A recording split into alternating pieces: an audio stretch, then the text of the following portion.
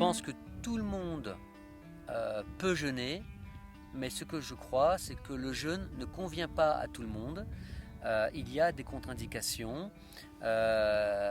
L'obésité sévère en est une, puisqu'il y a un risque cardiaque, ou alors il faudrait le faire de manière médicalisée en présence d'un cardiologue. Il y a la dépression, il y a l'anorexie, il y a également le diabète de type 1. Et sur le diabète de type 2, pourquoi pas, mais être très très vigilant avec ce type de personnes.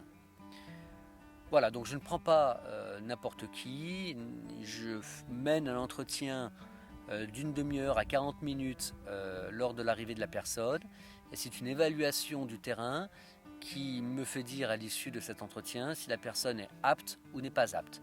Si elle est apte, elle rentre, elle est dans son jeûne depuis 24 heures, donc tout va bien, elle continue le jeûne et je vais l'accompagner jusqu'à la fin, donc 6 jours ou 15 jours plus tard. Si elle n'est pas apte, je lui propose soit d'être en cure de revitalisation, soit de repartir tout simplement. Ce qu'il faut dire aussi, c'est qu'en naturopathie, le principe est de reposer un organisme fatigué.